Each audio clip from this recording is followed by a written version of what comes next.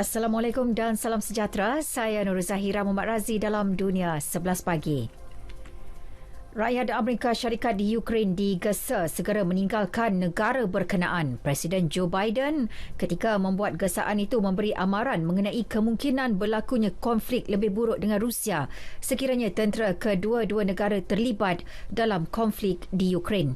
Ini termasuk kemungkinan berlakunya perang dunia.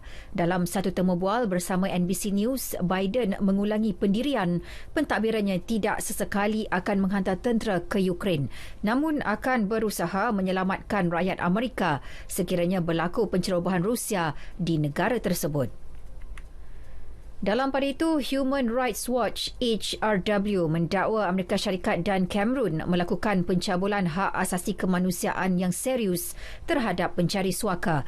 Dalam laporannya, HRW mendakwa kira-kira 90 pencari suaka yang dihantar pulang oleh Washington pada Oktober dan November lalu telah ditahan sewenang-wenangnya, diseksa dan dirogol setibanya di tanah air mereka. Terdapat juga dakwaan mereka dikasari dan tidak diberikan ubat ketika dalam tahanan imigresen dan penguatkuasa kastam Amerika Syarikat. Menurut HRW, tindakan menghantar pulang rakyat Cameron untuk berdepan dengan tindakan kekerasan dan penganiayaan, Amerika telah melanggar prinsip Undang-Undang Hak Asasi Manusia Antarabangsa. Ia melarang negara penerima menghantar pulang pelarian ke negara asalnya jika didapati mereka bakal berdepan bahaya. Parlimen Libya melantik bekas Menteri Dalam Negeri Fatih Bashara sebagai Perdana Menteri baharu. Ia sekaligus menyaksikan negara itu kini memiliki 2 Perdana Menteri. Menurut jurucakap Parlimen, Dewan Perwakilan Libya meluluskan sebulat suara pelantikan pesaing Perdana Menteri Kerajaan Perpaduan Abdul Hamid Debahito. Pelantikan Perdana Menteri kedua tersebut dijangka mencetuskan perebutan kuasa baharu di negara bergolak itu sekaligus mengeruhkan konflik antara kerajaan di timur dan di barat bandar Tripoli. Indonesia menempah 42 jet pejuang Rafale dan bakal menerima 2 buah kapal selam Scorpene dari Perancis. Perjanjian pembelian diumum ketika Menteri Pertahanan Prabowo Subianto bertemu rakan sejawatan dari Perancis Florence Parly di Jakarta.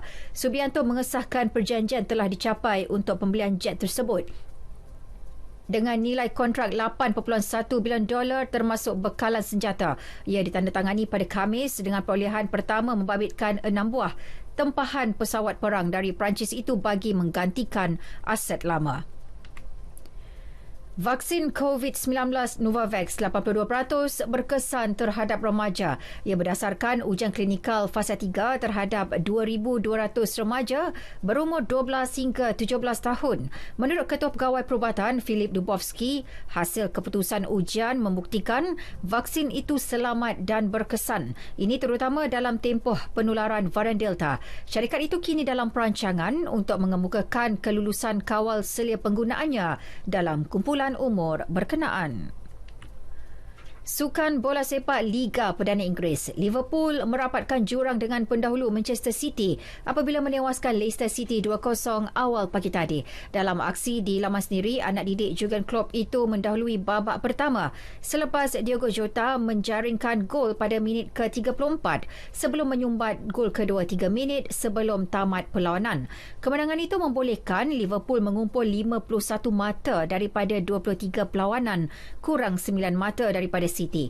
Satu lagi aksi menyaksikan Arsenal menewaskan Wolves 1-0 sekaligus melonjak ke tangga kelima dengan 39 mata, kurang 1 mata daripada West Ham yang menduduki tempat keempat. Piala Itali, juara bertahan Juventus mara ke separuh akhir selepas mencatat kemenangan 2-1 ke atas Sassuolo. Juve mendahului seawal minit ketiga menerusi Paulo Dybala. Bagaimanapun, Sassuolo kemudian bangkit menyamakan kedudukan pada minit ke-23 melalui jaringan Hamid Traore. Gol kemenangan Juve hadir menerusi Dusan Vlahovic pada minit ke-88. Juventus akan berdepan Fiorentina yang hadir ke separuh akhir selepas menewaskan Atalanta 3-2 awal pagi tadi. Sekian berita yang disunting oleh Hasinda Hasan dari Pusat Berita RTM. Assalamualaikum dan salam sejahtera.